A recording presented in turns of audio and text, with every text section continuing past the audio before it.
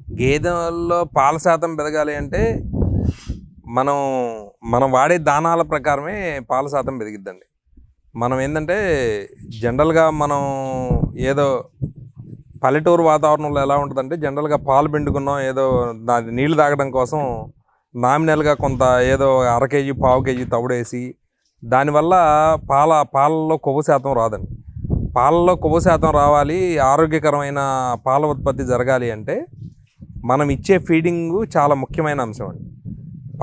ప్రతిరోజు మనం ఇచ్చే దానాలో పచ్చి మేతతో పాటు 30-40% ఎండు మేత కూడా మిక్స్ చేసి ఇవ్వాలండి.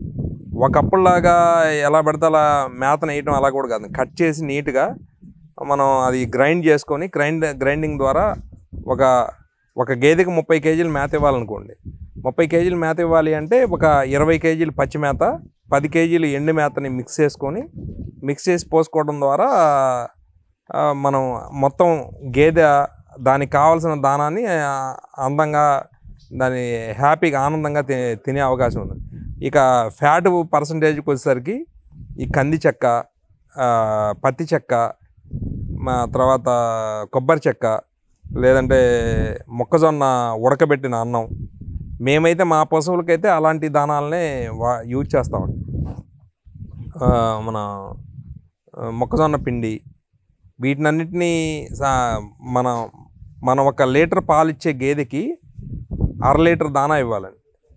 మనం అది దాని శరీర బరువు, అది తీసుకునే ఆహారము, అది ఇచ్చే పాలు, వీటిని బట్టి మనం దానాల్లో మార్పులు చేర్పులు చేసుకుంటూ ఉండాలండి ఎప్పటికప్పుడు. సూడి గేదె అయితే అంత అవసరం లేదు. పాడి గేదె అయితే పాలిచ్చే గేదెకి ఫ్యాట్ పర్సంటేజ్, చిక్కదనము, లేదంటే పాలల్లో హెల్దీనెస్ రావాలి అంటే ఖచ్చితంగా మనం రైతు వారీగా మన పొలాల్లో పండే జొన్నలు, సజ్జలు, రాగులు, లేదంటే మొక్కజొన్నలు ఇలాంటి వాటిని ఉడకబెట్టి ఇవ్వటం ద్వారా, అంటే పచ్చి ఇవ్వటం ద్వారా ఏంటంటే అండి, పచ్చి ఇంటే సగం బయటకు వచ్చేస్తుంది. మనం ఏదైతే డైజెషన్ కాక సగం మళ్ళీ పేడ ద్వారానే బయటకు వస్తాయండి. అదే కనుక మనం ఉడకబెట్టి ఇవ్వడం ద్వారా మంచి ఫలితాలను రాబట్టే అవకాశం ఉంది. అంటే జనరల్గా ఏంటంటే అండి, మీరు ఇందాక చెప్పింది అది మన సమీకృతంగా మనం ఇళ్లల్లో పడే సాంప్రదాయ దానాలండి. ఈ మధ్యకాలంలో ఏమైందంటే, ఈ ఈ పాల రేటు రాకపోవటం, విపరీతంగా దానా రేట్లు పెరిగిపోవటం వల్ల ఏంటంటే ఈ డైరీ ఇండస్ట్రీలో ఉండే చాలామంది డైరీ యూనిట్లు నడిపే వాళ్ళందరూ కూడా బీర్ ఫ్యాక్టరీలలో వచ్చే బీర్ వేస్ట్ ఏదైతే వేస్ట్ ఉంటుందో మనం బీరు తయారు చేయడానికి మనం మొక్కజొన్నలు, సజ్జలు, జొన్నలు వీటినన్నిటిని ఉడకబెట్టడం ద్వారా దాని రసం తీసి ఆ వేస్ట్ ఏదైతే ఉంటుందో ఆ పిప్పిని ఒకప్పుడు ఎరువుల్లోకి వీటిలోకి వాడేవాళ్ళండి. అదంతా కూడా ఇప్పుడు తక్కువ ధరకి 7-8 రూపాయల రేటుకి ఈ విలేజ్లకు వచ్చి వాళ్ళే వచ్చేసి ఈ డైరీలకు అలవాటు చేశారు. ఈ డైరీలకు అలవాటు చేయటం వల్ల ఏంటంటే ఈ బీరు లిక్విడ్ పోయటం వల్ల ఎక్కువ ఉత్పత్తి రావటం అనే కోణంలోనే రైతు వారీగా అందరూ చూస్తున్నారండి. ఇప్పుడు ఏమవుతుందంటే, ఒక గేదె ఉందండి, ఒక గేదెకి మనం బీరు లిక్విడ్ పోయటం వల్ల అది ప్రెగ్నెన్సీ మోడ్ ఏదైతే ఉంటుందో అది కట్టడానికి ఆ గర్భ హార్మోన్ ఇన్బ్యాలెన్స్ వల్ల గర్భం దాల్చడం అనే ప్రక్రియను కోల్పోతుంది. 2 లక్షల రూపాయల గేదె కొని దానికి దానాన్ని సరైన దానా వాడకపోవటం వల్ల ఈ బీర్ లిక్విడ్లో, బీర్ పొట్లో, లేదంటే ఈ మందులు వాడటం వల్ల దానివల్ల ఎక్కువ ఉత్పత్తి జరుగుతుంది తప్ప దాని జీవితం లైఫ్ స్పాయిల్ అయిపోతుందండి. 1 ఇయర్లో లైఫ్ స్పాయిల్ అయిపోయి అది పూర్తిగా 20,000-30,000 రూపాయలు కట్టిక అమ్ముకోవడానికి మాత్రమే ఇవాళ.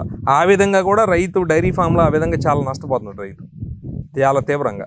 అందుకని ఫస్ట్ ఏంటంటే అండి, ఏదైనా దాన్ని బీరు పొట్టైనా బీర్ లిక్విడ్ అయినా మనం వాడే దానాలకు ఒక 10%, 5% ఏదైనా బాగుంది అనుకుంటే వాడుకోవాలి తప్ప ఇవాళ అసలు దానాన్ని పూర్తి స్థాయిగా పక్కన పెట్టేసి ఇవాళ వర్కౌట్ అనే పదం కోసం మాకు గిట్టుబాటు కావట్లేదు అనే పదం కోసం పూర్తిగా అదే వాడే పరిస్థితుల్లోకి వెళ్ళిపోయింది. దానివల్ల ఆ ఎఫెక్టు మన భావితరాల మీద కూడా పడే అవకాశం ఉందండి. అంటే ఒక గేదె, ఒక 500 కేజీల బరువు ఉండే ఒక గేదెకి మరి కట్టడం, చూలు మోయటం, ఈనటం అనే ప్రక్రియ కోల్పోతే మరి మన ఇళ్లలో పాలు తాగే మగపిల్లలు, ఆడపిల్లలు, చిన్నపిల్లలు ఉంటారండి. వాళ్ళ మీద ఎంత ఎఫెక్ట్ చూపించిద్దండి అది.